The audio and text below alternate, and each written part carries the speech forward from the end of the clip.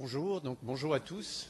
Sois rassuré, Serge, je pense que tu as dépassé que de 3 minutes et probablement je ferai de même, car c'est aussi difficile en effet de parler en 20 minutes de 10 ans de travail à l'intérieur de l'association, mais on va donc essayer.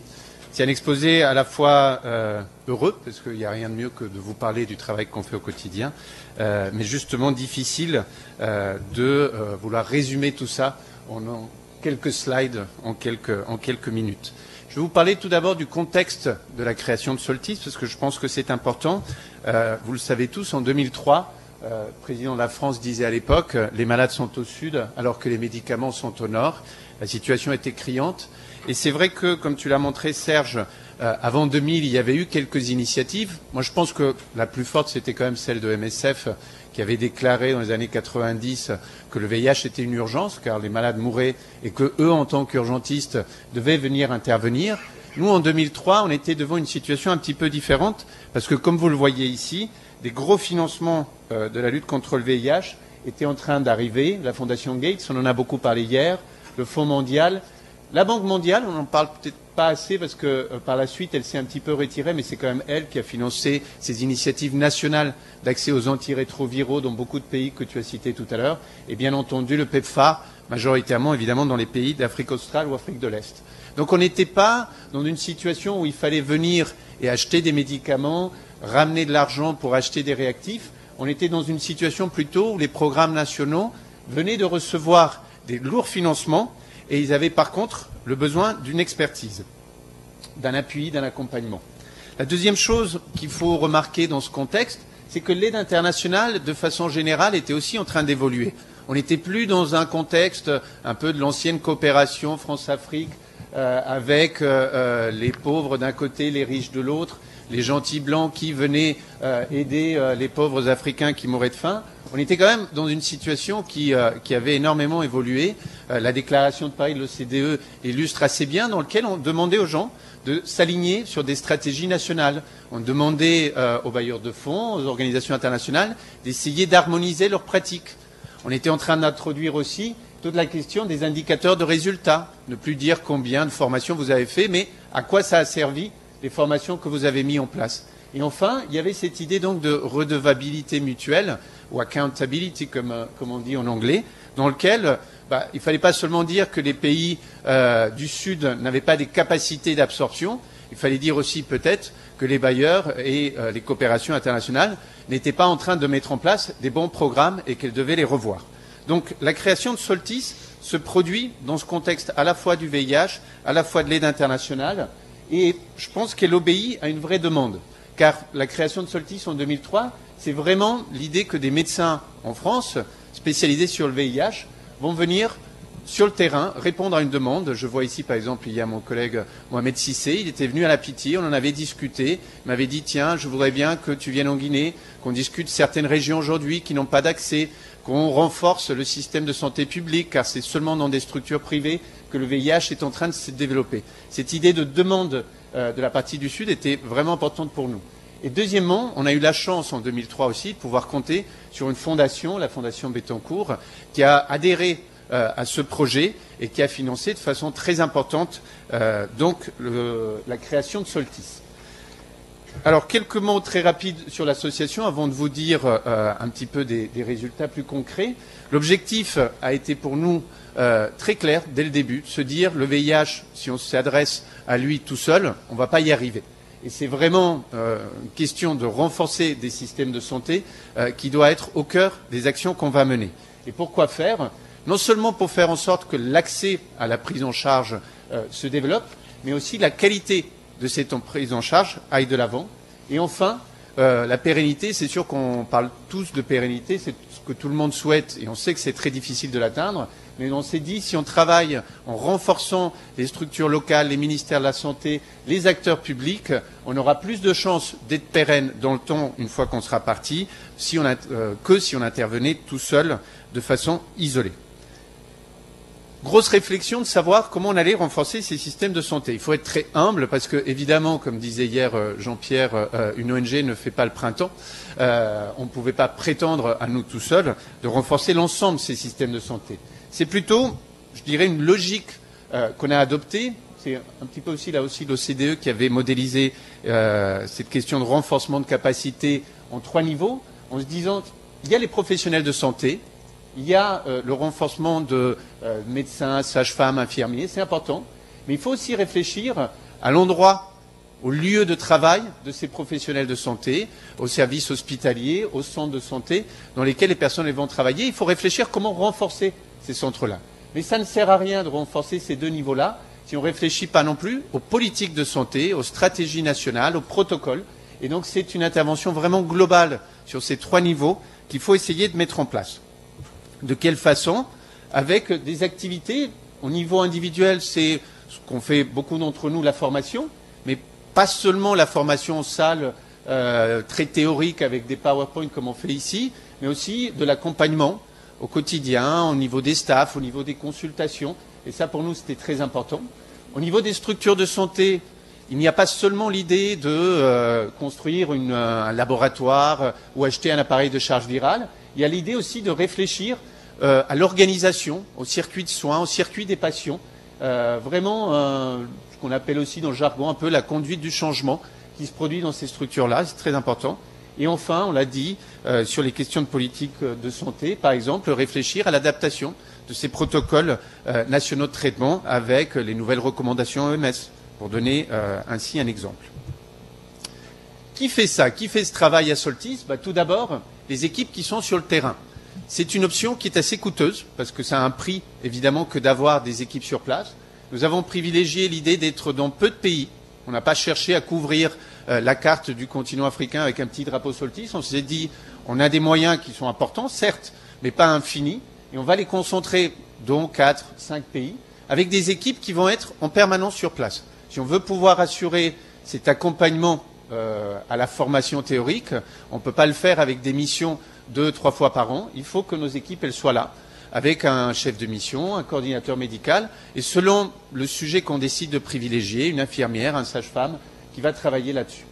Il y a ensuite une équipe de coordination à Paris, que vous connaissez, un groupe de travail scientifique. Soltis a la chance, et vous l'avez vu hier, de pouvoir compter avec l'amitié, le soutien, l'engagement de beaucoup de professionnels de santé ici en France ou en Europe qui viennent, comme on le voit ici aujourd'hui aussi, qui participent de façon ponctuelle sur certains programmes spécifiques, sur la tuberculose, sur les tests de dépistage par exemple, et qu'on essaye de réunir 2 fois par an autour d'un comité scientifique pour nous, pour donner des idées, pour faire évoluer un petit peu nos programmes. Et enfin donc un conseil d'administration, comme toute association loi 1901. On a aussi la chance d'avoir des partenaires financiers. Je vous ai parlé de la Fondation Bettencourt tout à l'heure. Mais depuis quelques années, nous avons diversifié nos partenaires financiers avec à la fois des partenaires institutionnels comme le Fonds mondial et l'Initiative 5%, la mairie de Paris, et aussi des partenaires associatifs.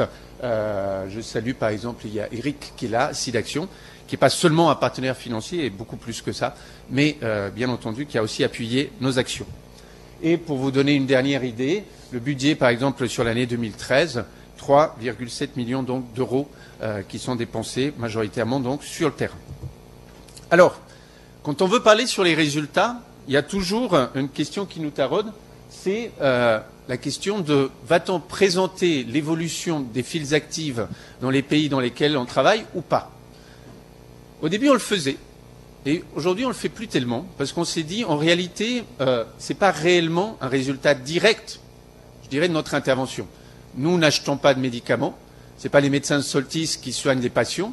Et donc, il était un peu gonflé, si je peux me permettre, de dire, voilà, regardez l'activité de Soltis, il y a de plus en plus de malades qui sont traités. Par contre, on espère bien que les différentes actions que nous menons avec d'autres partenaires contribuent à ça. Et c'est un petit peu de ces actions-là que je vais vous parler aujourd'hui.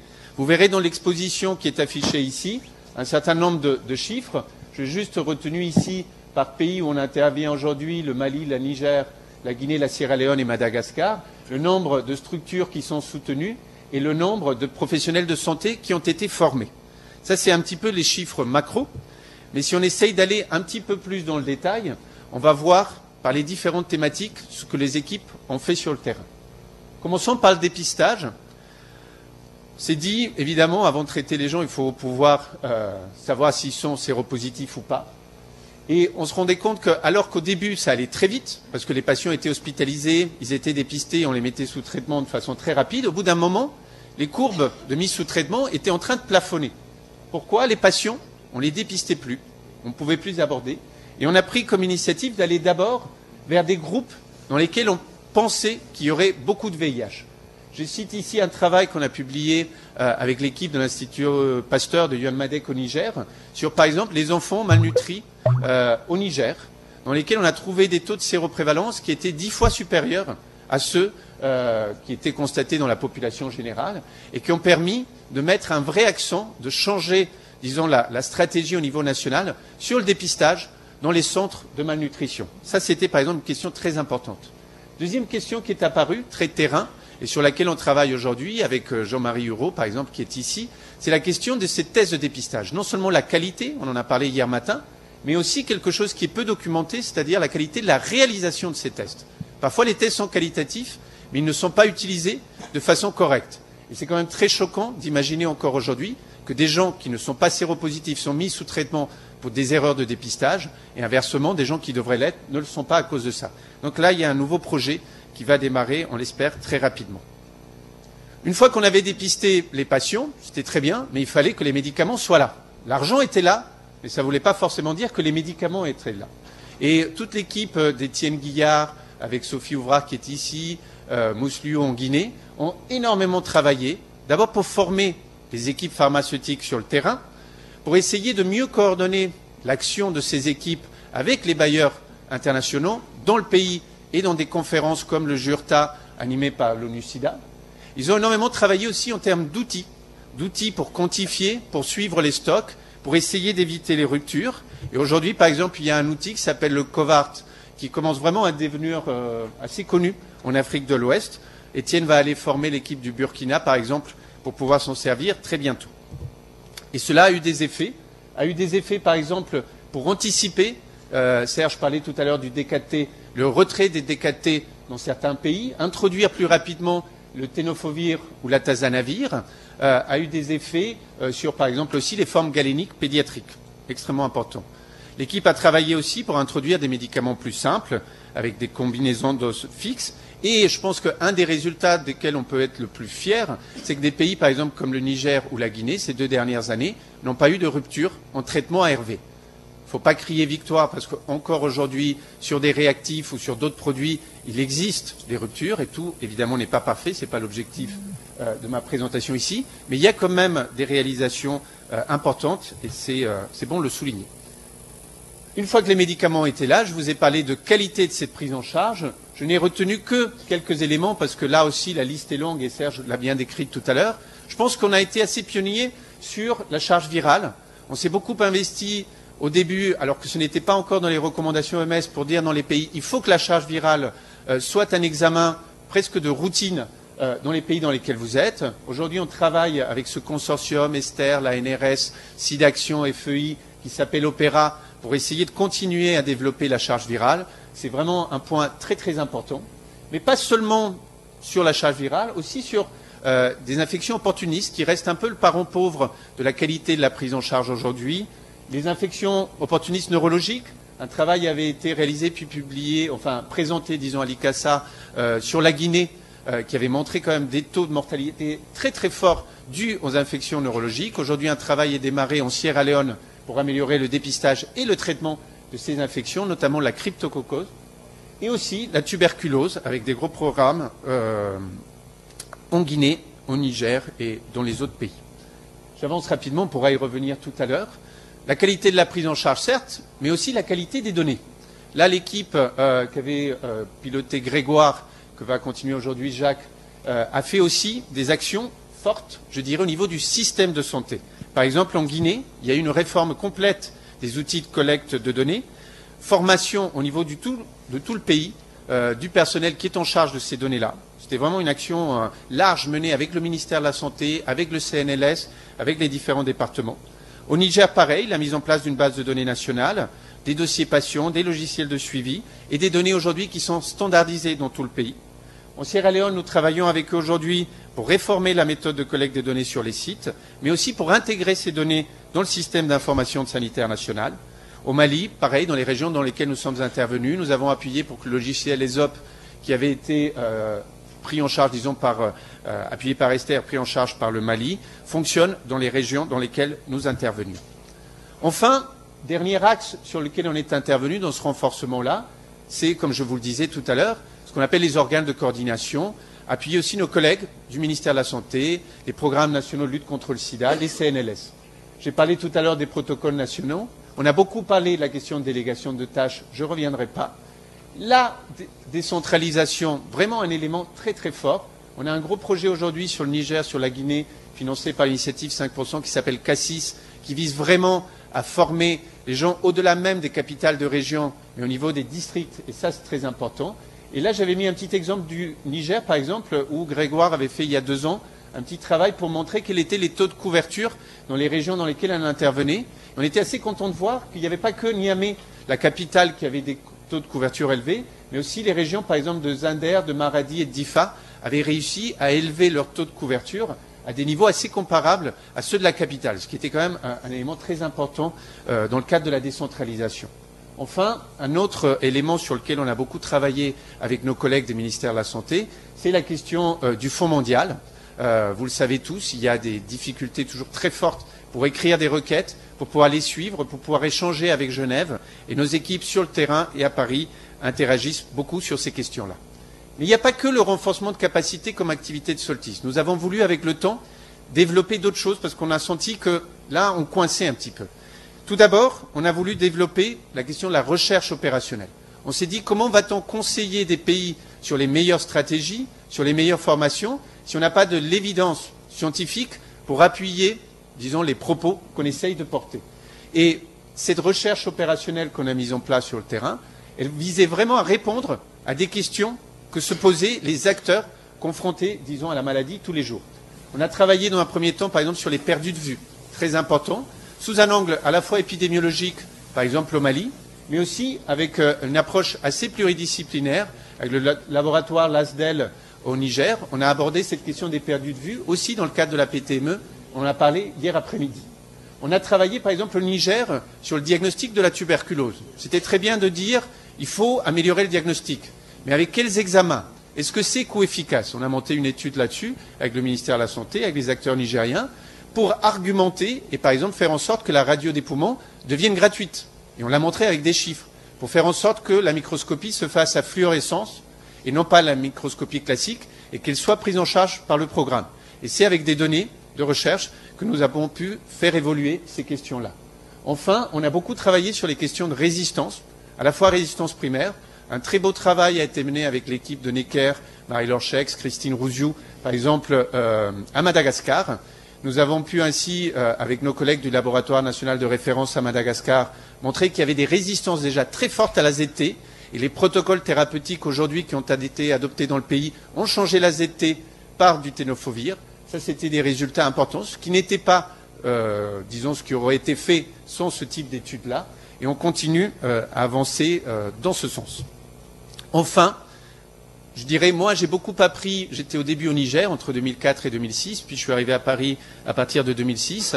On a beaucoup appris au contact de nos autres collègues associatifs, SIDA Action, Solidarité SIDA, ACT UP, Aide. Et on s'est rendu compte qu'on ne pouvait pas rester juste des médecins, techniciens, faisant de l'appui technique. Qu'on devait aussi s'engager sur un terrain plus politique et mener des actions de plaidoyer. Mais le faire avec notre valeur ajoutée, car on ne pourra jamais, disons, faire ce que fait ACT UP, ils sont trop forts. Nous, il fallait qu'on aide avec notre petite valeur ajoutée, en quelque sorte. Et on s'est dit, si on parle de evidence-based policy, evidence-based medicine, bon, d'une certaine façon aussi, il faudrait parler de evidence-based advocacy.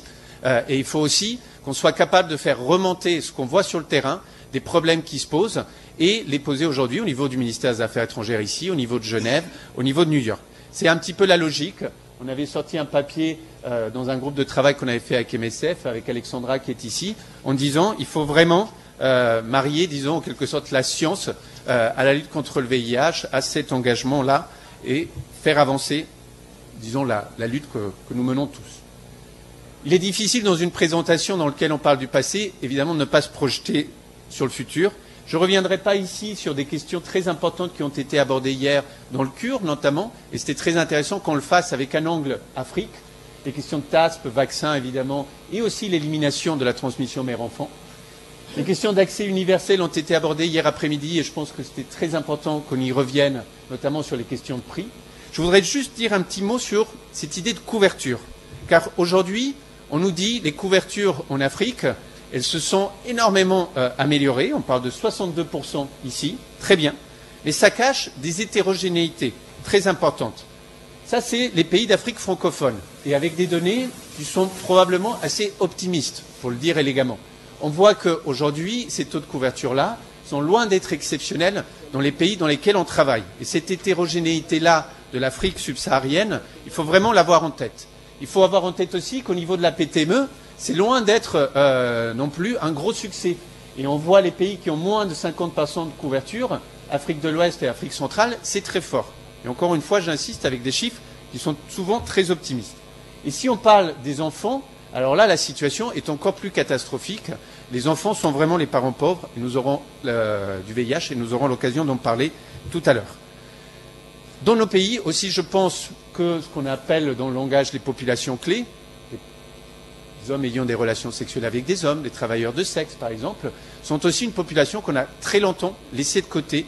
Et les épidémies aujourd'hui en Afrique de l'Ouest et en Afrique centrale ne peuvent plus nous laisser de côté ce type de population. Il va falloir qu'on y aille, c'est un vrai défi pour nous. Et même si aujourd'hui la tendance elle est plutôt positive, avec moins d'infections et moins de décès, j'avais voulu rappeler un gros travail qui est mené par l'Institut Health Metrics de l'Université de Washington à Seattle, qui vient d'être publié, qui s'appelle le Global Burden of Disease, qui essaye de se focaliser non pas sur les décès provoqués par les maladies, mais par contre par le nombre d'années de vie en bonne santé qui sont perdues à cause de la maladie, c'est-à-dire un peu l'impact sur la société que ces maladies peuvent avoir. Il faut quand même que nous rappelions que le VIH-Sida, aujourd'hui quand on nous dit oui, il n'y a pas que le sida, il n'y a pas que le sida, certes, mais le sida reste le deuxième maladie en termes de poids sur la société en Afrique subsaharienne et celui qui croît le plus. Ce que vous avez en haut, c'est le pourcentage d'augmentation du poids de la maladie. Vous voyez que c'est quand même extrêmement fort. Et en Afrique de l'Ouest ou en Afrique de l'Est, où on nous dit oui, mais ça c'est parce qu'il y a les pays d'Afrique australe. D'accord. C'est vrai, par exemple, là j'ai pris la Sierra Leone. Le VIH aujourd'hui apparaît en 7e position comme maladie en termes de poids sur la société. Mais vous voyez que toutes les autres, on est en train de progresser et que le poids de ces autres maladies-là, diarrhée infantile ou d'autres, est en train de diminuer ces 20 dernières années. Alors que le VIH, lui, ne cesse d'augmenter. Donc nous ne devons pas baisser les bras, d'une, parce que les couvertures augmentent, il reste encore énormément de choses à faire, et deuxièmement, nous ne devons pas répondre, je pense à la question, oui, il faut s'occuper du palud, il faut s'occuper de ça, comme si le VIH n'était plus important, car il faut faire ressortir le poids aujourd'hui du VIH qui représente pour les pays dans lesquels nous intervenons. Je ne reviendrai pas parce qu'on parlera cet après-midi, même si c'est crucial, sur les questions de renforcement de système de santé, et notamment dans les États fragiles dans lesquels nous intervenons aujourd'hui. Et aussi, nous parlerons sur la place du VIH et de la santé dans l'agenda 2015. Serge a parlé tout à l'heure des financements. Ça, c'est les chiffres qui sont donnés aujourd'hui sur les besoins pour les 3 maladies d'ici les 3 prochaines années, 2014-2015. Vous voyez, ça, c'est les ressources nationales. On espère que les pays vont rajouter 14 milliards de dollars sur ces 3 prochaines années. Je dis bien on espère.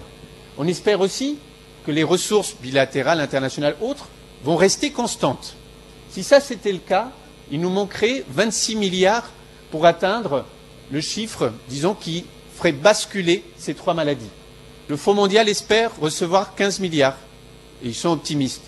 Même s'ils reçoivent 15 milliards, il manquera encore 11. Donc les besoins aujourd'hui en financement restent extrêmement cruciaux.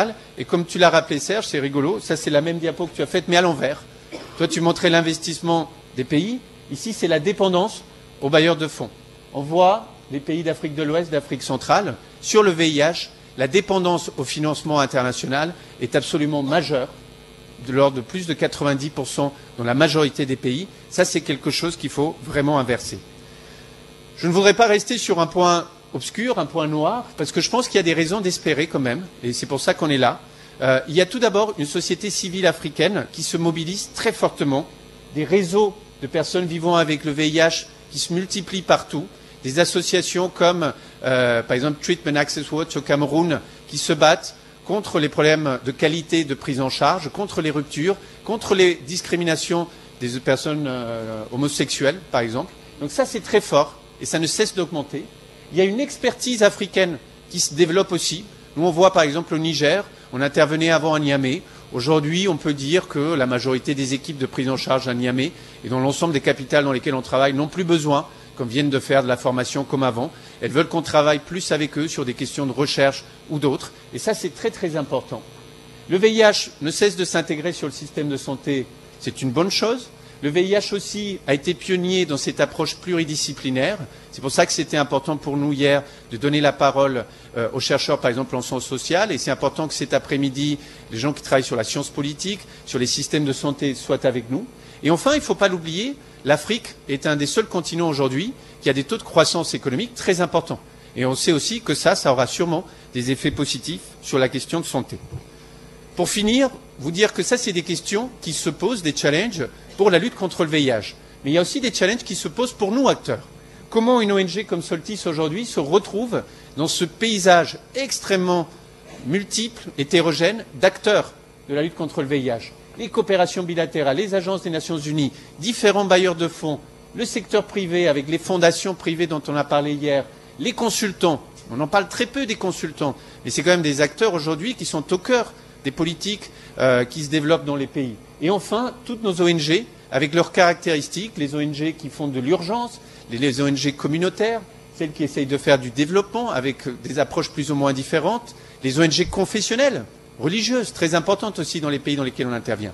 Soltis a vraiment un enjeu, je pense, pour les années à venir, à essayer de trouver sa place dans ce paysage qui est en train d'évoluer, avec des financements aussi pour les ONG qui évoluent, et j'espère donc dans 5 ou 10 ans vous montrer ces évolutions-là. Voilà, vous dire un gros merci donc à tous d'être venus aujourd'hui, évidemment aux équipes Soltis, mais aussi aux partenaires nationaux qui sont là et ceux qui n'ont pas pu venir, car ce qu'on a construit est vraiment, je pense, quelque chose de collectif. On n'est pas arrivé de façon un peu top-down, faire les choses, les mettre en place. On a vraiment essayé de construire quelque chose avec les personnes qui étaient là-bas.